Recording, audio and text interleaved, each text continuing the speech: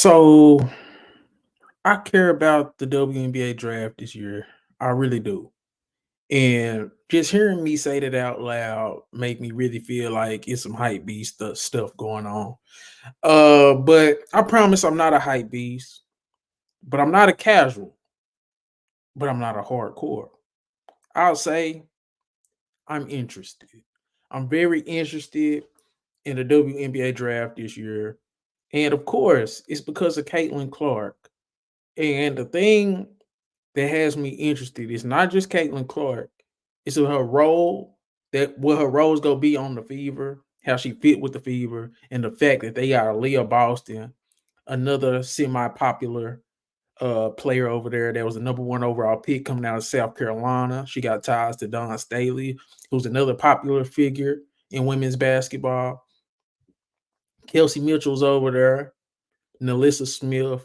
It's going to be an actual exciting environment for Caitlin Clark. It's not going to be like the Wimby Spurs where everybody just go, man, he's playing with people that don't want. Oh, the coaches. No, I think the Fever have a good coach. I think they have a good nucleus of young players. They got a couple veterans. Now, the fit with the veterans, because you do have um Kelsey Mitchell, and I'm blanking on the other girl's name. Like I said, I'm not a casual, I'm not a hype beast, I'm not a hardcore. I'm interested. I can't. Is it Erica Wheeler? Erica Wheeler. Erica Wheeler is the guard. I think it might be a little feeling out process if they don't trade neither one of those guards, Kelsey Mitchell or Erica Wheeler. It's gonna be a feeling out process for Caitlin Clark and the Fever. But I think the big she's playing with the Nalissa Smiths, the Leah Bostons. I think that's going to be very exciting to watch. I think it's going to be a fun brand of basketball because you got Leah Boston can shoot a little bit, and of course she can score in the post. And I think this is just going to be the best group we've ever seen Caitlin Clark surrounded with. Nalissa Smith is a stretch four who can play the five as well, can score inside out. I think that's going to be crazy. I can see a world where she can play with Lexi Hulls. I honestly, this is the lineup I want to see. Okay, I might be getting a little deep in the weeds for some people that don't partake in WNBA basketball, but I want to see this lineup. I want to see Caitlin Clark, Lexi Hull, maybe Erica Wheeler or Kelsey Mitchell. Maybe you slide Lexi Hull. Okay, let me do this. I want to see Caitlin Clark, Kelsey Mitchell, Lexi Hull, Nalissa Smith, or Leah Boston. That's the lineup I want to see. I'm very interested in that lineup.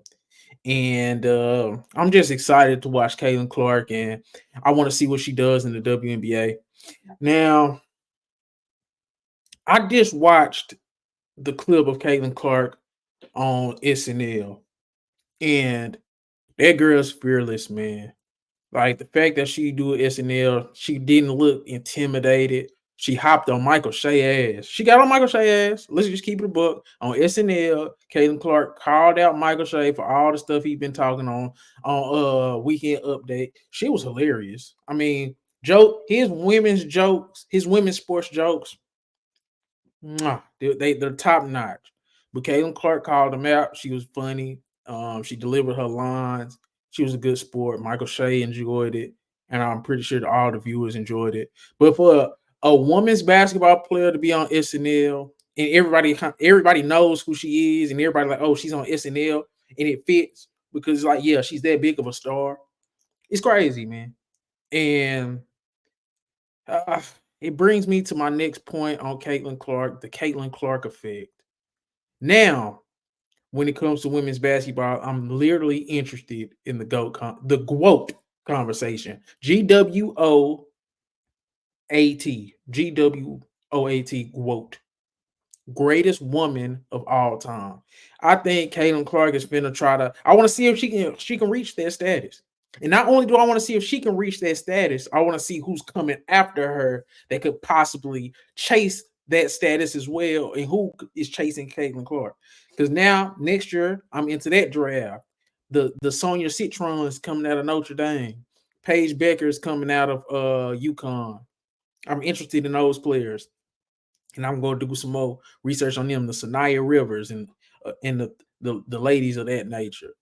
And I'm even looking more into the freshmen, the Hannah Hidalgos, the Malaysia Fuwalis. I'm interested in Madison Booker at Texas.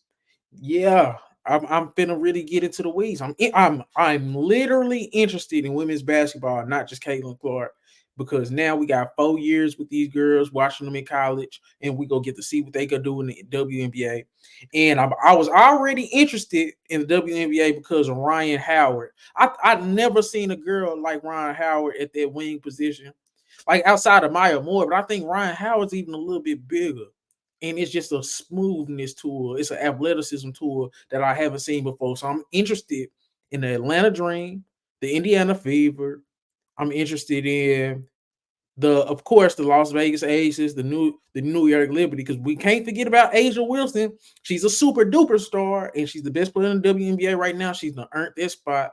We can't forget about Breonna Stewart. I think she's the most skilled player in the WNBA. We can't leave her out. Sabrina Ionescu, she's on that Liberty team. I think Drew Lloyd and Naneka Ogumake, I think they just teamed up over there in Seattle. The WNBA is going to actually be kind of lit this year, and it's not just gonna be because of Caden Clark. Let's just keep it a buck. Let's just keep it a buck.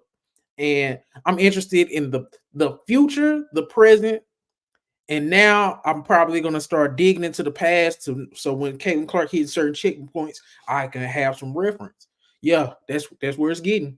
Now, another thing about this WNBA draft, and I'm a homer, so I'm from Dallas, Oak Cliff to be exact. I'm interested in the Dallas Wings, man. We lost in the semis in the playoffs last year to the Las Vegas Aces, and Tierra McCowan, Dangerfield, Odyssey Sims. We need upgrades on all those people, man. Yeah, I think I don't sound crazy because I've talked my talk about Angel Reese in the past, but I want Angel Reese and I want Nico Mule. I want Angel Reese and Nico Mule to come to Dallas because I want Nico Mule's point guard skills, her point of attack defense, her passing. She is a good 3-point shooter. She's understanding of being a role player, playing with great players coming from UConn. The secretary of defense, need I say more? Angel Reese, rebounding, toughness. The only thing I worry about with Angel Reese, will she be comfortable with playing a role? Because I still never forgive her for yelling at Flau'jae, yelling at Kim Mulkey for Flau'jae trying to cook, especially when she wouldn't. Yeah, yeah. But that rebounding, I want it. The defense, I want it. I think she's been an all league defender every like at least 3 of her 4 years in college. I think one in the Big Ten, and I think two in the SEC. She was the SEC Player of the Year. Angel Reese can hoop, but I think she's gonna be a WNBA role player, and I would love for her to be a WNBA role player on the Dallas Wings. So Dallas Wings, I hope this get to you, but that's who I want for the Dallas Wings. I want Angel Reese and Nico Mule. And this is the lineup I want to see Dallas Wings. Because I'm sorry, I get into the weeds. When I'm interested, I'm interested. I'm interested in women's basketball. And this is the lineup I want to see Dallas Wings. I want to see Nico Mule, Urike. I want to see Satu Sable. I want to see Angel Reese. And I want to see Natasha Howard. And that's what we rocking with, man. That's what we rocking with. Because I think Angel Reese is probably like 6'2", 6'3", but she has a 7'1", 7 foot wingspan. So I would be happy putting her on a post player, Natasha Howard, have her as a roamer. I like that. Satu just gonna have to guard, Rika gonna have to guard, and Nika Mule at the point of attack. Dallas, let's get it over with. Let's do it. Let's do it. I want Angel Reese and I want Nika Mule. A couple of other players I like for the WNBA draft. I'm feeling Rakia Jackson. People are saying she's a wing. People saying she a post. I'm not sure. I didn't never really catch her live. I've been catching her on the highlights for Tennessee. She looks like a solid player. She looks like a solid player. She looks like she probably would be better in the WNBA than she was in college. Now, they got her mock going to Chicago Sky. I think Chicago Sky got 3. Sparks got 2. All I know is I think the Sparks got 2 picks in the top 10. Wings got 2 picks in the top 10. And I think the Sky and Sparks, Wings, they all have 2 picks in the top 10. All I know is if the Sparks get 2 players, it should either be Cameron Brink and Carmelo Cardoso or Cameron Brink and Rakia Jackson. Same with the Sky. You just get who you can get. If not, yeah.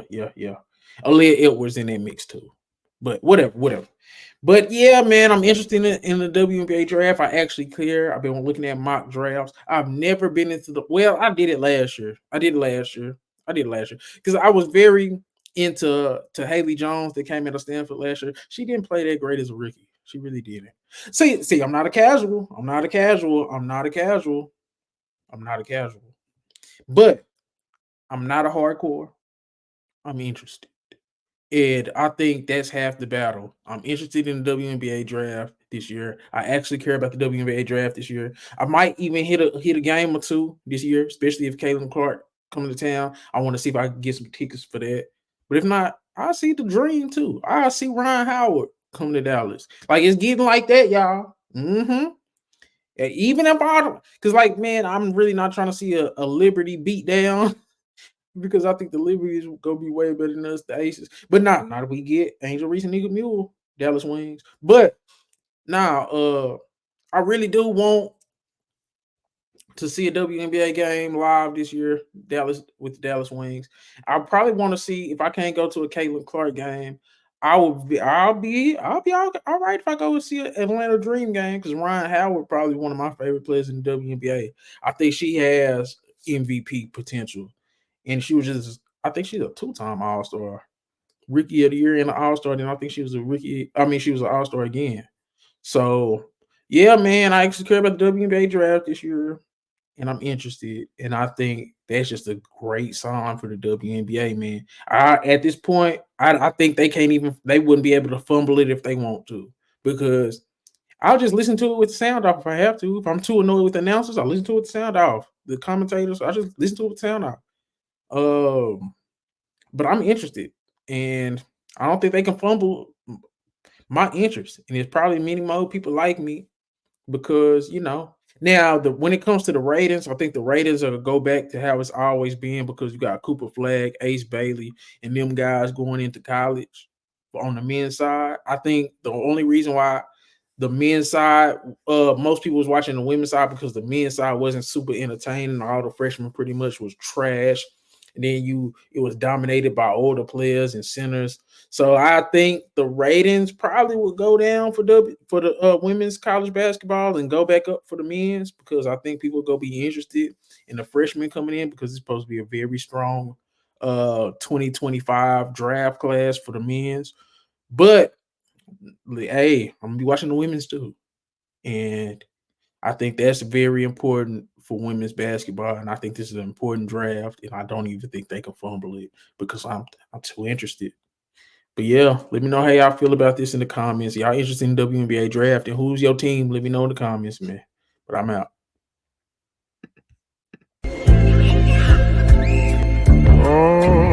Found some shit I love to do, so I can live comfortable. Searching for a peace of mind, need that when it's time to rhyme. Perfect in every line, any chance I get, and I know it takes time, but I will never quit.